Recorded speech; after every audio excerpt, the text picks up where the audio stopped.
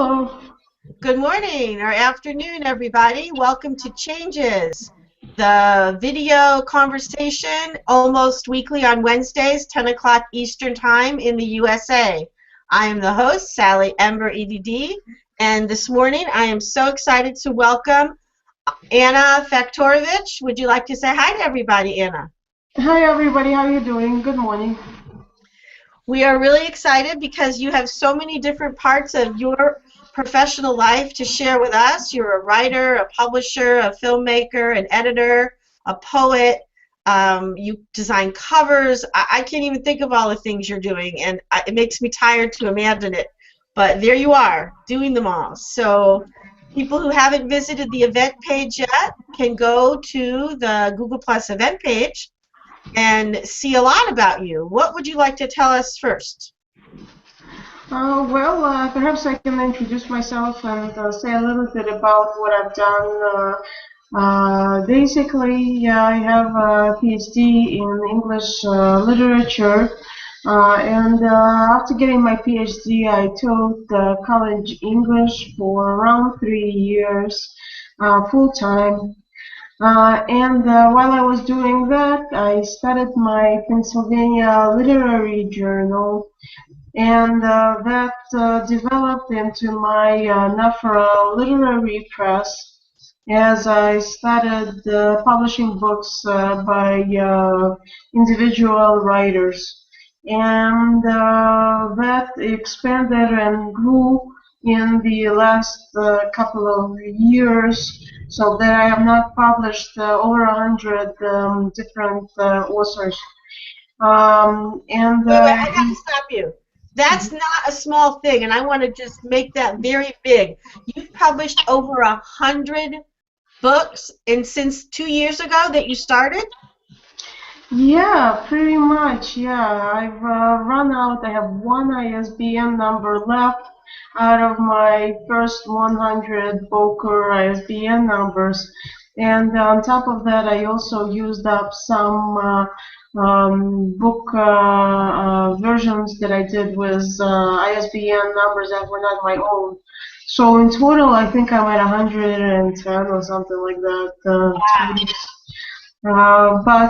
Yeah, I'm not exactly a small press really anymore, but I am small in the sense that I'm the only paid employee. Uh, but it's all relevant. Relative. I was at the SEMLA convention with a table this past weekend, and there were other presses like McFarland and University of South Carolina Press, and then there was also St. Martin's Press there. And of course, if you compare an offer with any of those publishers, of course, it's tiny, but then there was a publishing press across the table from me, across the aisle that I've never heard of. Small, tiny press. They have a really small list. They just got started. It is. But I've had to expand and publish more titles because if I'm going to make a living from the press alone and not also have an academic job to support myself on, then it has to publish, 100, 200, 300 books per year for it to really be profitable. And that's why a lot of presses have to get big or get out. you know. Uh, Amazing. And then on top of doing all the publication, you also design a lot of the covers? yes, that's one of my main jobs for the press is designing all of the covers, all of the interiors. That's one of the blocks to other people entering the field. There is a lot of technical stuff you have to be able to kind of do yourself at the beginning, or you have to find a lot of funding, and if you're going to find a lot of funding, you have to make a lot of money very fast, and publishing is too risky really for investment of that sort. Um, but I found that when I design the books myself and I do most of the editing and most of the acquisition, and when I do everything myself, the business and setting up titles, then I'm cutting out costs that might make it prohibitive for other people from entering the publishing business. So you're kind of like what we call in the music business a one-man band. Yeah. A couple of people have said that. I do the writing and everything. So if you can do everything, enter publishing. Well, I want to show people an example of how versatile your skills are. Would you like to bring up your cartoon, your animation called The Trippers? And let's have people watch that. It's about 5 minutes long. Sheila Strover commented that she watched it and she really liked the idea. She said it was a neat idea to have a cartoon storyboard. And I'm excited to find out that you are going to be showing us this incredible, unique thing that you've created on YouTube. And here we go, The Trippers.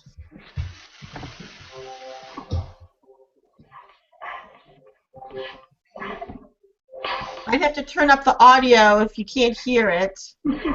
But luckily you have all of the text printed, which is brilliant. So you have this main character, which I think is great, that, most of the science fiction stories have a main character, if they're female, who looks like a Barbie doll, right?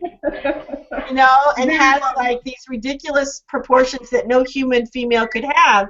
But your female looks just like a regular person. In fact, I kind of thought you modeled her after me. It's kind of short and kind of round, right?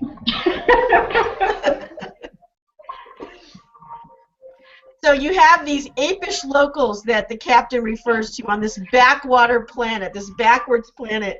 And that's one of the things I liked about this, that you have this philosophical programming that you think can't work with Earthers because we're too stupid, right? And then the story is about these beings who are very selfish, right? And kind of greedy.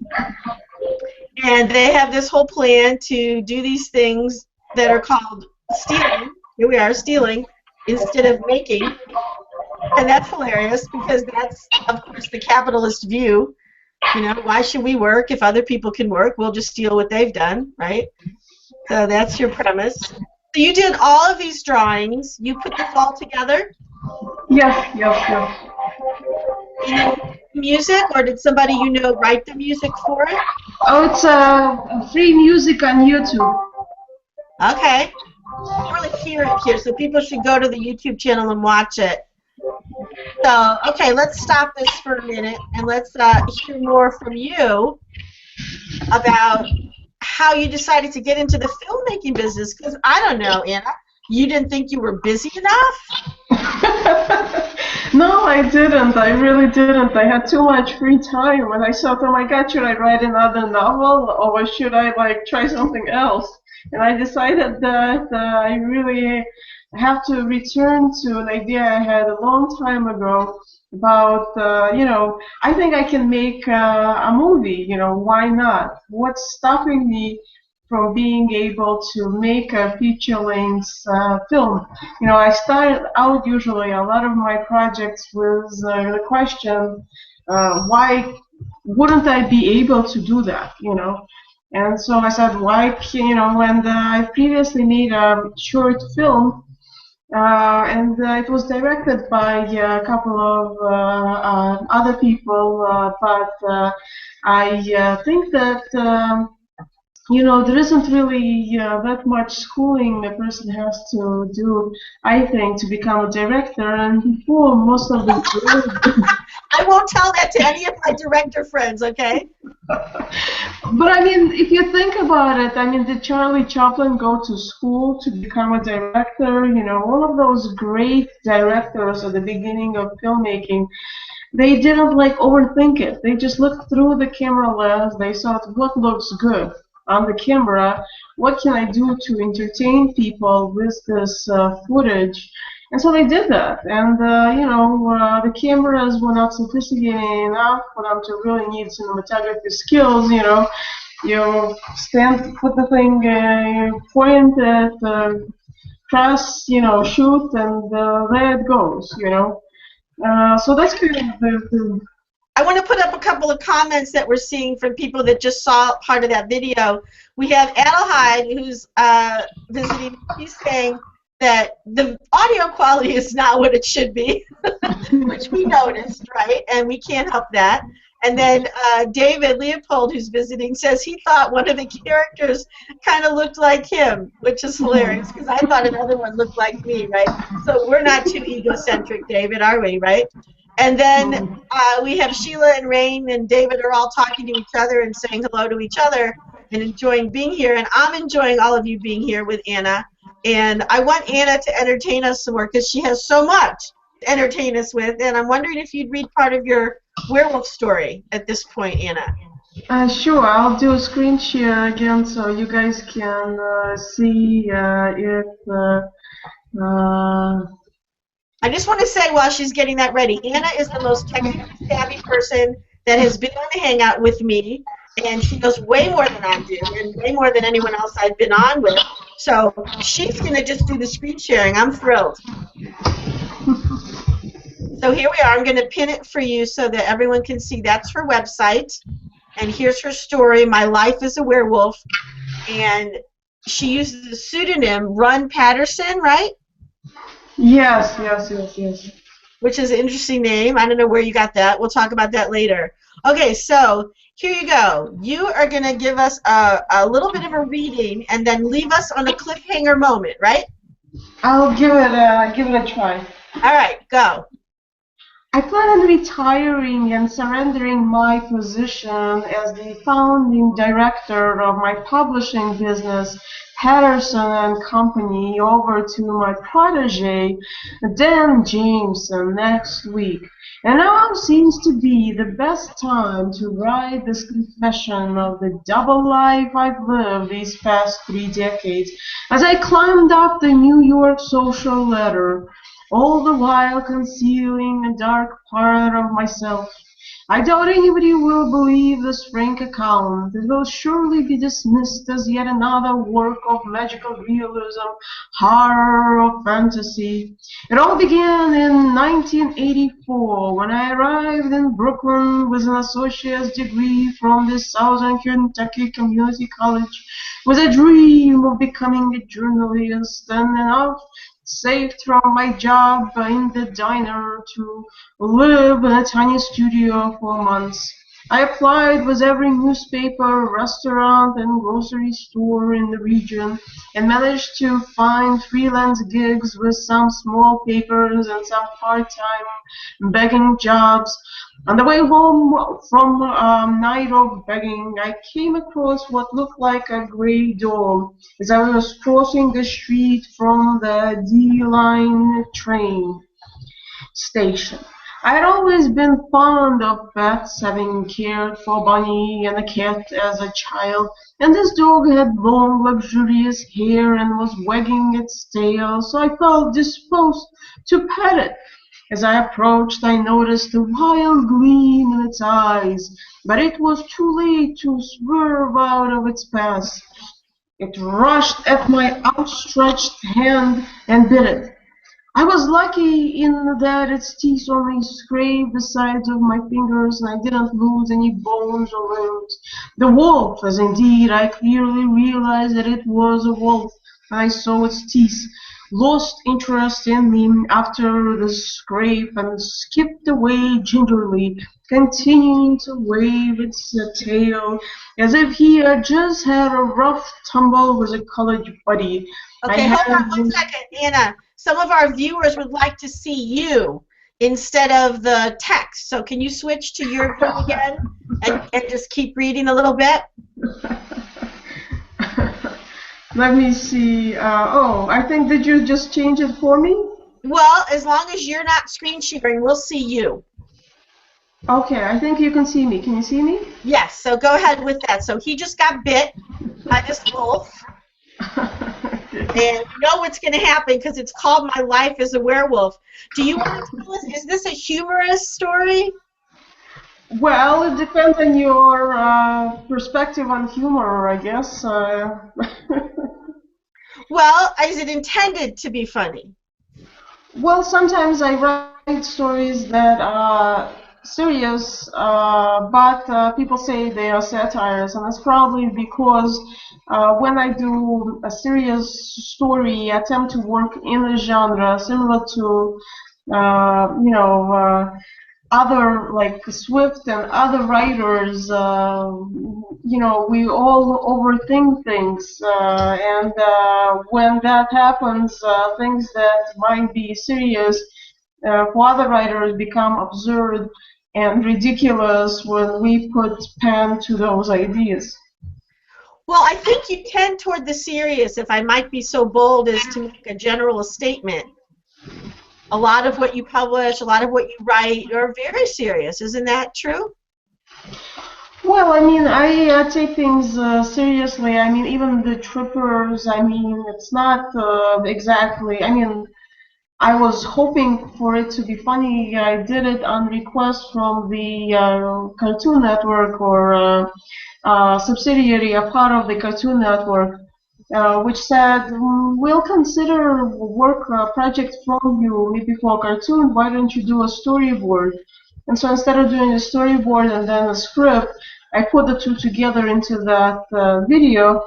So it was supposed to be funny because they do humorous cartoons, but when I try to be funny, sometimes it it can go either way. Yeah. When I force humor out, sometimes it gets a little bit dark. Yeah, yeah. And I think a lot of people that write speculative fiction and poetry come into that where the tone is not conveyed accurately or universally by the words. Well, I mean, I intend sometimes for it to be a little bit more serious. Maybe I just don't force myself into humor, lighter humor, but it's something that I should probably attempt, a less heavy humor, less heavy-handed humor. But what I really want to do is make some kind of a statement or say something with my work. And if it's light or dark humor isn't really a primary concern. Okay, well, that's certainly legitimate that you have a philosophy or a particular point of view that you want to get across, like we all do, and you get to pick how you do it. Interested in the work that you've done that's been more biographical, like your work with investigating the life of George Sand and her romantic life in particular. How did you decide to investigate her? George Sand is somebody that I started reading when I was, I think, back in college. I think in the middle of my college years. First, when I was like 10, I started reading Dumas, Alexandre Dumas, who is a French romantic novelist, and I had finished reading all of his like 100 or so novels by the time I was in college. And I had a gap where I had to read something else similar to him. And then I did some research to find out about other French romantics. And then I came across George Sand, which was the only female romance novelist from that romantic movement from the middle of the 19th century France. And so then I had access to several of her novels in my local library, and so I started reading her work, and it made an impact on me. And then I noticed that Anne Rice, who I was also reading at the time for fun, also had some elements in her novels that seemed to suggest that she had been influenced by George Sand. So then I sent Anne Rice an email asking her about it, and then I exchanged a few emails with Anne Rice, and she was saying that she does like, George Sand, and she has influenced her work. And so then I started to really become interested about the life of female writers in general, from Virginia Woolf's arguments about that to George Sand having to use a male name to survive, and the fact that critics started to really dislike her work after she revealed herself as being a woman. Um, and all of those things really added up to me needing to write about George Sand because her biography and her life and her writing say a great deal about the tragedies and comedy and good things and bad things, but mostly about the challenges that female writers who are very ambitious and want to get to the top face was being called manly or unfeminine or needing to become more aggressive and more mm, manly or having to engage in some kind of outrageous sexual behavior to attract attention, and sometimes the newspapers and stuff focus on their sexual lives instead of focusing on their lives as working professional writers. So Well, you that's bring up an interesting point because I think that's still happening. And Sheila's saying that we get to have such interesting guests on my show. I would certainly agree. I mean, here you are talking about how you decided to send an email to Anne Rice, who's only one of the most famous best-selling authors in our world right now, alive, and she answers you, and you treat that's normal. Well, I have to tell you that isn't normal. Not everybody even could get the email address of an author, much less get a response. But there you are. You said exchanging emails with her about her influence or being influenced by George Sand, which you happened to pick up on. It probably wasn't even something most people would have noticed. And then you go off on a track yourself to study her and Virginia Woolf, and sounds like a lot of other feminists, and you stumble onto this concept that was the way these women were treated, that they were overly sexualized and disrespected, and when they tried to use male pseudonyms and were exposed, they were denigrated, and all that was happening. But the over-sexualization of professional women, I would say, is still happening. Wouldn't you agree with that? absolutely. That's the reason there was a need to write this book. That I saw many of the problems that she faced in her life, in my own life, and in the life of modern, best-selling or critically acclaimed writers. There are so many parallels. Very little has, in reality, changed. I mean, the laws even haven't completely changed. There isn't really an equal rights for women amendment that actually works. I mean, in theory, if you're being discriminated against because you are a woman, if you are being paid less, you can file a lawsuit. But in reality, all women on average are paid still 80 cents or what have you to a dollar of men, and they are not filing lawsuits just because, well, look, I am making 40,000, and the guy who has maybe less of an education, who's working in the same department as me, is making 10,000 more. They are not filing those lawsuits. So there are still enormous quantities of problems, and there is just a sense among feminists that those problems have been resolved. Now there is nothing else to do but to enjoy the wealth, that the predecessors have brought about. And that perception has put feminism in a quagmire, into a swamp of inactivity here, and it stuck 40 years ago. In the last 40 years, the United States is pretty backwards in comparison with even most other countries and even some non-Western countries. The United States actually is not doing well, and frequently a lot of American politicians criticize Saudi Arabia or some of the other countries for their laws again that prohibit women from doing certain things like driving. But there are some things that prohibit women today from succeeding sexual harassment, in the workforce that many women don't really talk about. I mean, there are some that file lawsuits, but the quantity of lawsuits filed barely touches on how frequently it actually happens.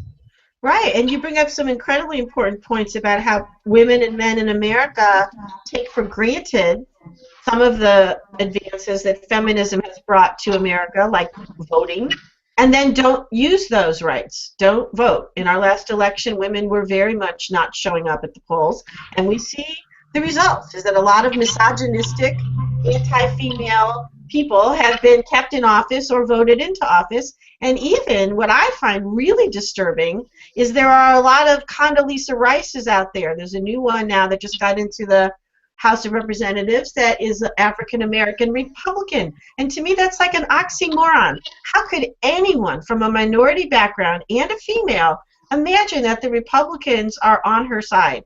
It is a mystery to me. I don't get it.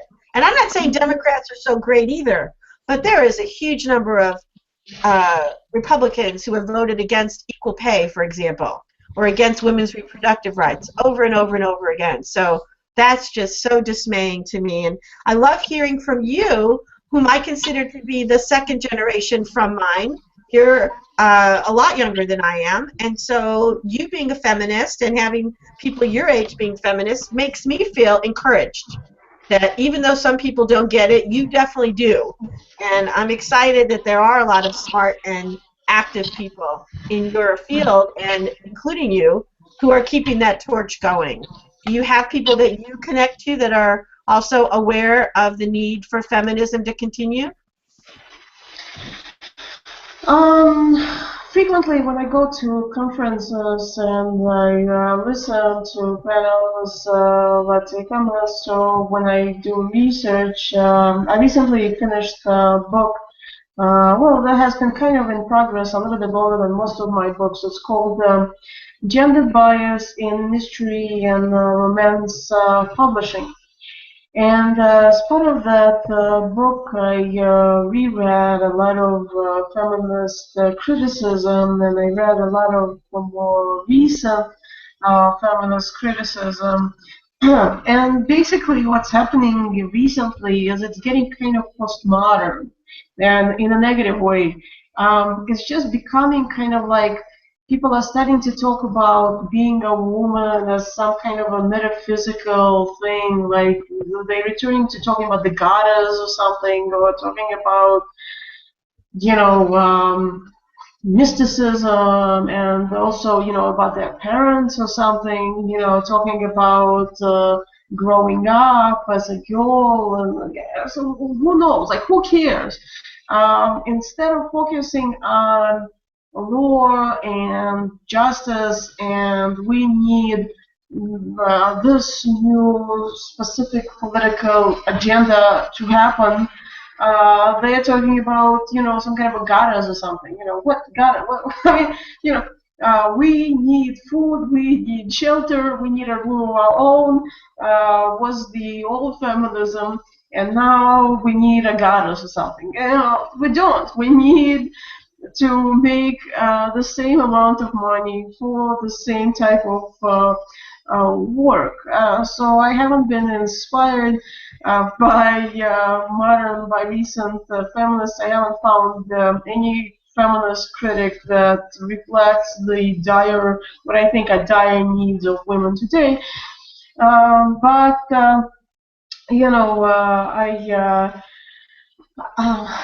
it's just it's a huge problem. But what I did in my book, and it's been pretty controversial. I've had a weird time publishing it. I published two books before with McFarlane on rebellion as genre and formulas of popular fiction. And with the third book, I sent it out for review, and initially it was requested by Purdue University Press. But then when they saw the product that I had created, it was very critical and very biting and very negative, and really saw a lot of problems in the world today where gender is concerned. and they didn't take it. Then Columbia University Press was interested, and they sat in it for 4 months, but then didn't end up taking it. And now McFarland is back to doing a review of it, and they're probably going to publish it. But it's pretty controversial because I look at the fact that most of the romance writers are women, and almost all of the mystery writers are men, and the fact that a lot of the mysteries are much denser in terms of reading level as opposed to romances, and that there is seems to be a selection where publishers don't accept denser works by women, and they don't well, men don't write romances perhaps, but there is also just a general gender bias where based on your sex the publishing industry reacts to you differently. So that, like George Sand had to use a male pseudonym, women who use a male pseudonym today are perhaps more likely to publish, at least in mysteries, where there might be a more of they might make more money.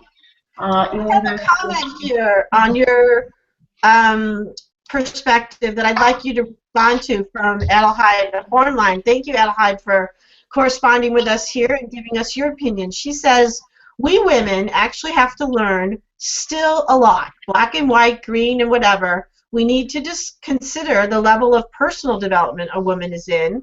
A very egocentric woman is certainly not better than a postmodern man. It's not so much about gender or skin color or whatever. It's actually really only about what level of consciousness every one of us has reached. Feminism is not an exception. There are women of all levels of development with all the correspondent different worldviews, beliefs, ideas, etc.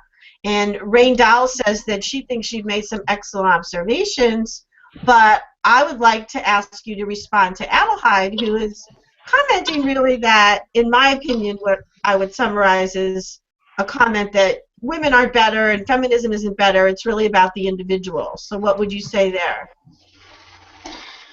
right. In my research, I basically called it bi-sexism.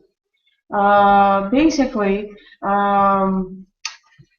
some people, most people, see both genders in stereotypical ways. They see both men and women as characters in both fiction and in reality that have to have certain characteristics. And in reality, people nowadays really don't have to have any gender separation in terms of most of these characteristics. Like women are more hesitant, while men prefer to do more interruptions. They like to interrupt people when they're talking, and women are more, you know, have to be made up and look pretty, while men, maybe metrosexual men, can also make themselves up. But most men are manly and can have beards and can be, not as pretty in appearance. But in the animal kingdom, I mean, peacocks, for example, the male in the species are the ones that have great plumage and are really, really pretty.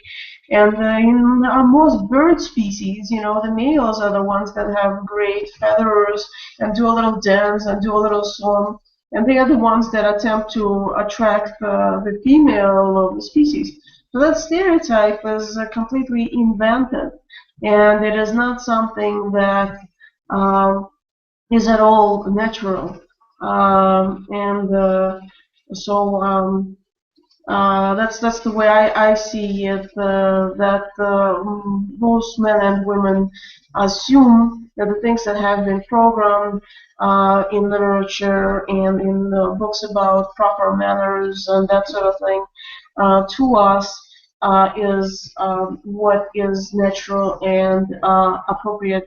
And I think that answers the question. If not, maybe you could rephrase it. Well, I want to just make sure that everybody could hear the titles of the books that you have written and published recently on these topics. One is called The Formulas of Popular Fiction, Elements of Fantasy, Science Fiction, Romance, Religious and Mystery Novels. That's one that's coming out really soon, or has already just come out. It just came out a month ago. Okay, great. And then you also have Gender Bias in Mystery and Romance Novel Publishing, Mimicking Masculinity and Femininity, which you were just referring to, and that's been out for a little while. No, that one is forthcoming. It's still under review, so it will still be like half a year or something until it's, or more, if McFarland is going to publish it versus if I publish it with an offer. Okay, and then you also have Rebellion as Genre in the novels of Scott. Which Scott is that, by the way? Sir Walter Scott? Sir Walter Scott, okay, in the novels of Scott, Dickens, and Stevenson. You're talking about Robert Louis Stevenson and Charles Dickens? Yes. Okay, so that already came out. That came out last year, right? Yeah. Mm-hmm. And so when you have these kinds of books, and you also write fiction, and you also are a publisher, in many ways you have a unique perspective. Because you are a participant, and you're a critic, and you're a generator of these kinds of literature, yes? And I found that I had to do all to understand all parts of the business so that I could help other writers and so that I can help myself as a writer by understanding the publishing market and who succeeds in it and how. Interesting. Well, Rain is commenting here that she had a little bit of agreement, or a great comment in agreement with Adelheid Hornline, because she believes it's healthier to remove gender from the equation and address each individual levels of consciousness. And I just have to jump in here and say I completely disagree with that, because I think it sidesteps the whole understanding of feminism, that those aren't the same thing.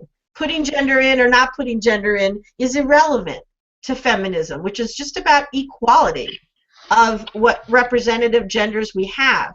And whether individuals or groups of people are intelligent or not intelligent isn't the point. And whether they're doing well developmentally isn't the point, right? Right.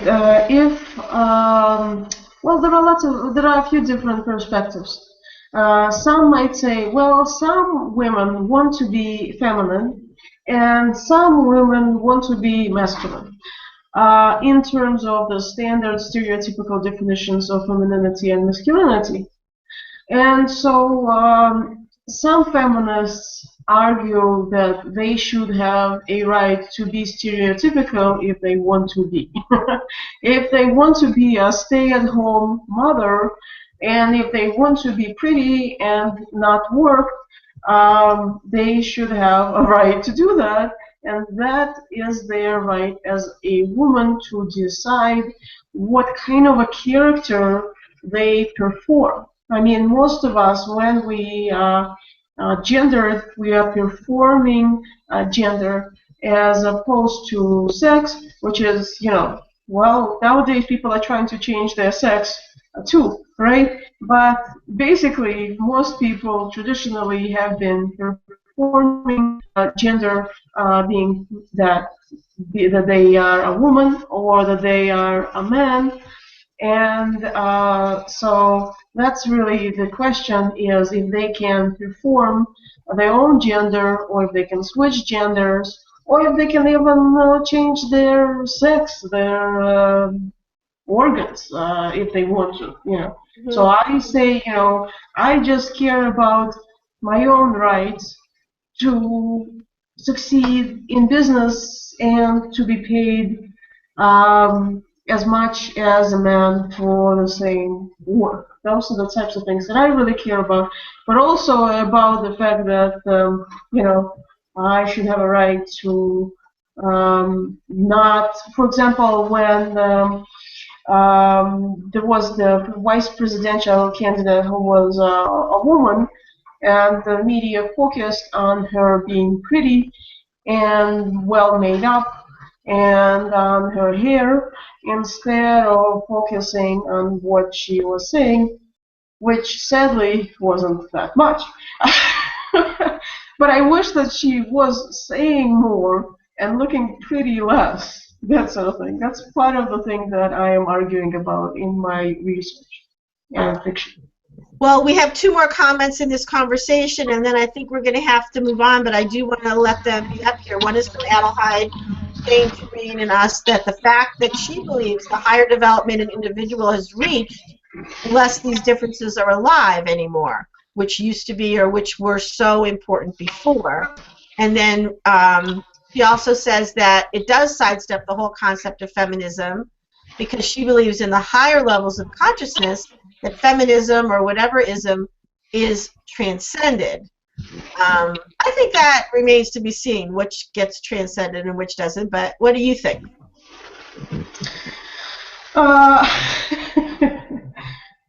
I think that this is going back to the great Mother Earth question, about transcendence and spiritualism, and can we go beyond the gender while staying within the gender? And I get sleepy from all that stuff. I just care.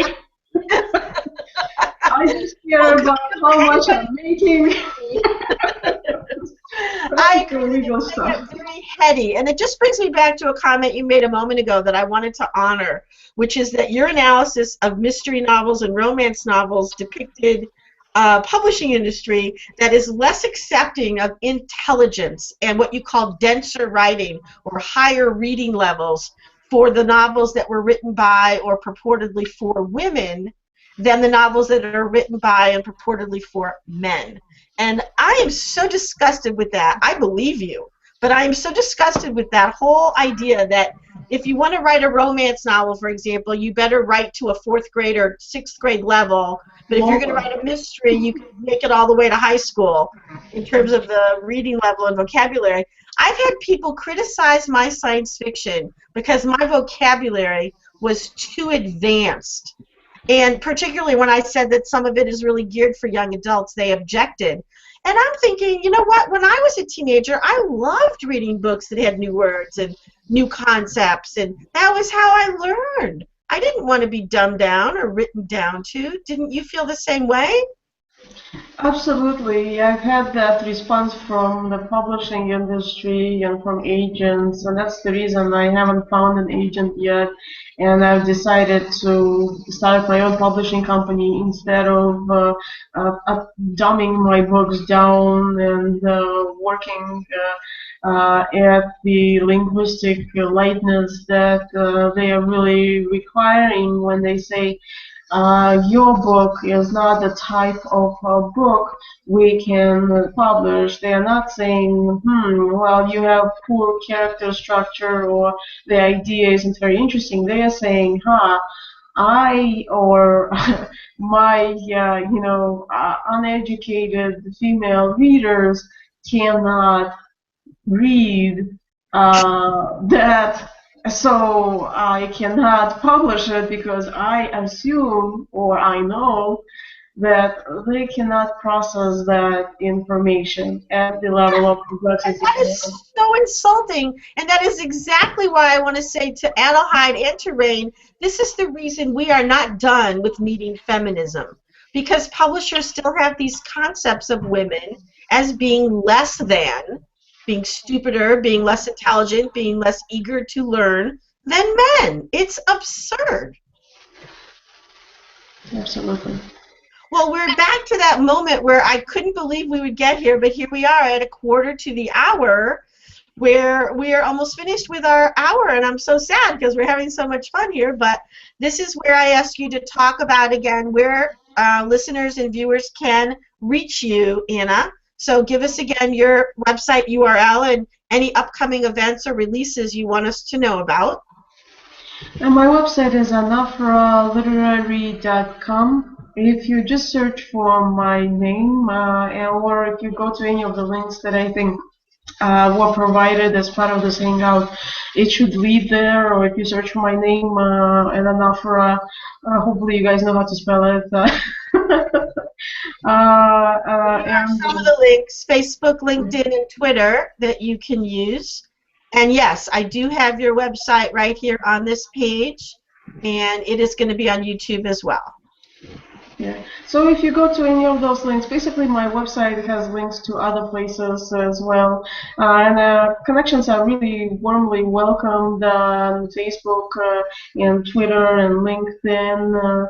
And feel free to interact with me there. I am starting to post more.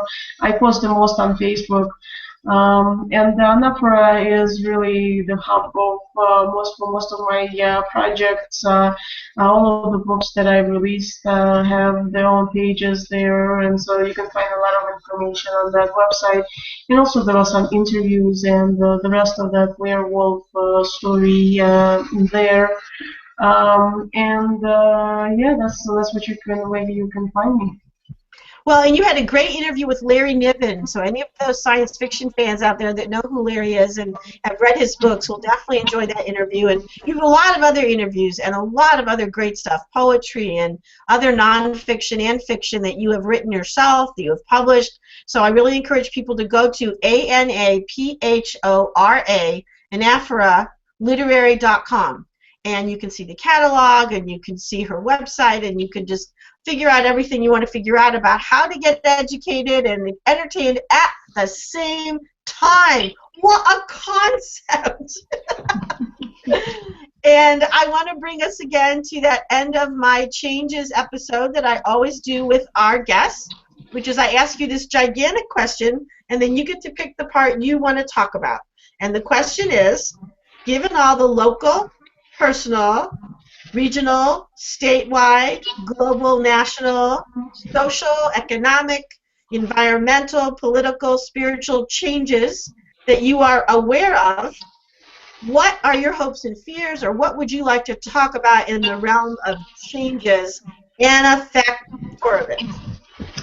Well, I would like to talk about the forthcoming film project, and I should mention that submissions are welcome at my Nafra Literary Press. I'm really hoping to publish a couple hundred books this coming year, so I'm really welcoming, so do submit. But to return to changes,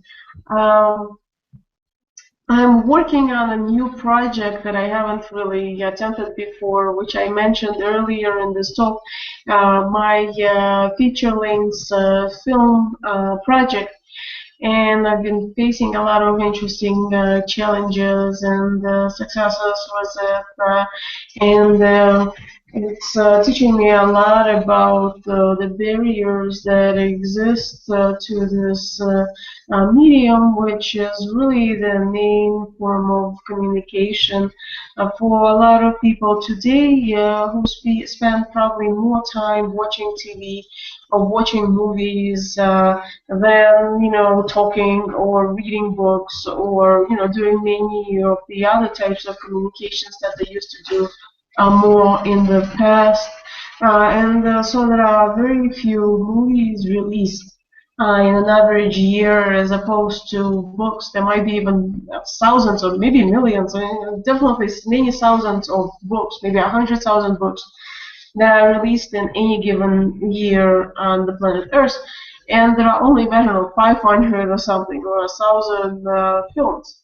Yeah. And that's because, and it's strange because the cameras that are pretty cheap, like even cell phone cameras, are more advanced today than the best film cameras decades ago.